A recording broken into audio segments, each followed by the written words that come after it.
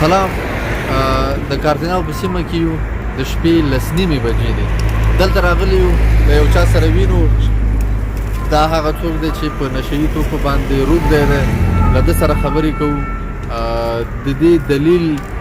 دې پوښتو چې دی بالاخره ولې په دې عذاب باندې ګرفتار شوی دی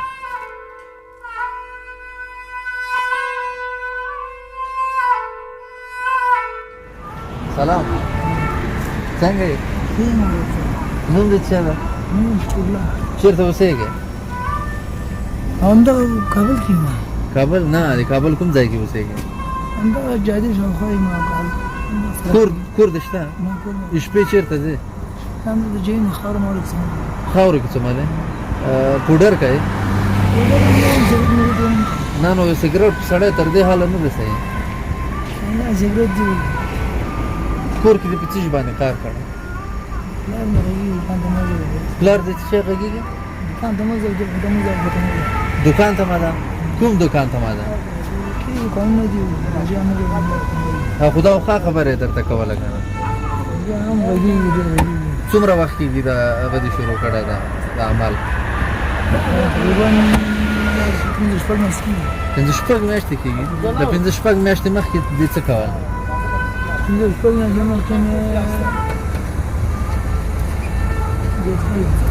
څه کار دې نه کوو په دې حال نه وې واده دې کړی واده یې نه دی کړی څو کلن یې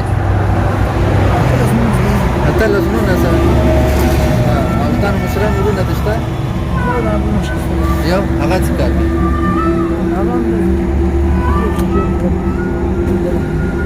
بندي ده پوښتنه دې نه کوي پلار دې څه کوي کوی نه شو څه کوي هغه تا ته څه نه وایي چې کور ته راشه نو کور ته نه ځې ولې څوک بې ځایه غږېږي د کوم ځای ته کندوز یې چی وایي درته پلار دی څه وایي درته مثلا دا کار مه کوه دا کار وکړه هغه کار مه کوه کوم کار درته وایي تا له دې هغه نه مخکې څه شی دی کول چې پلار دې پرې غوسه کېده دا سګرټ مګرټ نه وایي ها خو دا خو ښه خبره ده چې سګرټ مه کوه اوس دا د اوس پوډر کوې پوډر هم نه سګرټ نه وایي دا پوزه دې ولې پوزه مې شپې وته یم ها شپې وته یم ژوبل کېده ها نو چېرته څه ملې سپي شپې ډار نور څه مسایل څه وشي ته به بیا کور ته ځې ها خلاص یې ته ولې ترخه ده اوس څه غواړې اصلا ته دا ته ګرځم تر څو ګزارم کېږي نو په دې ډول خو ژوند نه کېږي میان خو نه یې زیاتره خلک چې دغسې کېږي یا میانې یا ډېر بل غټ درد ولري خو زه چې تا درد ته وینم هم دومره لوی نه ده فقط د پلار درته غوسه کېږي اوس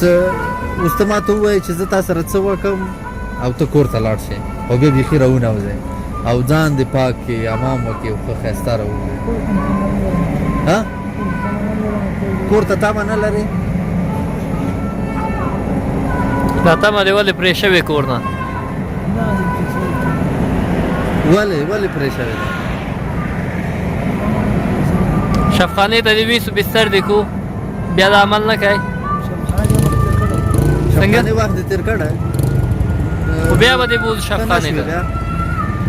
خو اوس تا سره خو پیسې هم نشته نو ته دا مواد له کومه کوې بیا مواد چې ویې پیدا کېږي پیسو پسې نه ده خو دا اوس تا سره پیسې نشته له کومه یې کوې مواد دې نه دي وایي مواد نه دي وایي مواد او سګرېټ او کوم شیشه میشه کوم دي نه شیشه په نن ورځ کې د شیشه وهلو چې وینه وهي څه کېږي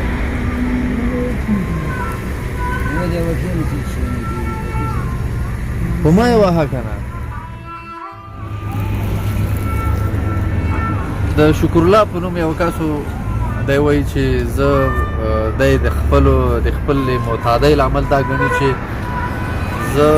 په کور کې په تانګ یم له کور نه مې تمه شکېدلې ده پلار را سره ښه وضعیت نه کوي پلار مې هر وخت کنځي نو د دې له امله ما کور خوشي کړی دی او په دې عذاب باندې ګرفتار شوی یم نو دا چې شکر الله د شکر الله غوندې نور ځوانان هم ممکن دغسې ستونزې په کور کې د کورنۍ له غړو سره کیدای شي ولري اما زمونږ سپارښتنه هغو کورنیو ته دا ده چې هیله کوو د خپلو بچیانو له خپلو د کورنۍ له غړو سره توپیري چلند او ناوړه چلند مه کوئ چې بالاخره د دوی به انجام بیا دا کېږي دوی به کور پرېږدي او په نشهیي موادو به اخته کېږي نو د خپلو کورنۍ تر څنګ واوسېږئ او له خپلو بچیانو له خپلو د کورنیو له غړو سره توپیري چلند مه کوئ ډېره مننه